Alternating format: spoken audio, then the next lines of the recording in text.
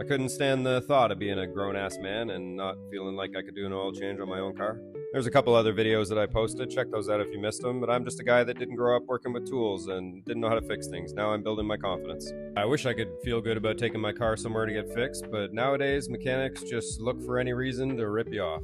Yeah, of course, there's some good, honest ones, but the rest of you, you're scumbags. And man, would you believe that somebody actually just threw this thing away? It's a perfectly good snowblower. It runs on an extension cord, but it throws some snow, man.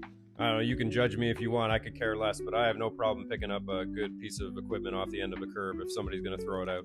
Alright, now it's time to bust out the oil filter wrench. This thing's like 20 bucks, so no big deal. And yes, you do need an oil filter wrench. You definitely need one, so don't be skimping. I'm telling you, if you invest just a little bit of money in some basic tools, you're going to save a lot of money in the long run. Now, if you're soft and you don't like getting dirty, then this is a little bit of a messy part. But I mean, just toughen up. You can do it. If you're not getting dirty every once in a while, you're not having that much fun in life. So anyway, you got to put a little bit of oil on the gasket of the new filter before you put it on. Don't put it on too tight, but snug it up there. You don't need to like reef it on there, but get it all nice and snug so it's not going to come off at least. So now we got the pan drained, we got the filter out, we got the new filter in, we just got to fill it up with new oil.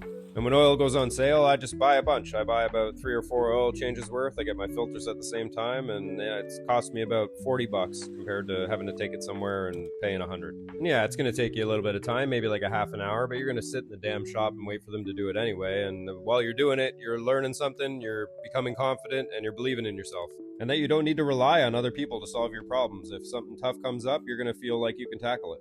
All of these jobs that you see me do, every time I finish one, it just gets me that much more pumped for the next one. Any new challenge, it doesn't feel like a challenge anymore. It feels like a game. Here's another good reason to learn the basics. I got a lot of ice buildup in the wheel well and on the rims themselves, and it's throwing the car off balance. When my wife gets on the highway, it starts shaking like crazy. If I didn't know any better, we'd be taking this to a shop, and then they'd be finding $1,000 worth of stuff to fix. But just simply putting myself in the position to learn how all this stuff works and learn what's causing the problems, it saves us a ton of money in the long run. So if you're like me and you had no experience working with tools, but it's something you want to learn, keep following and let's keep going.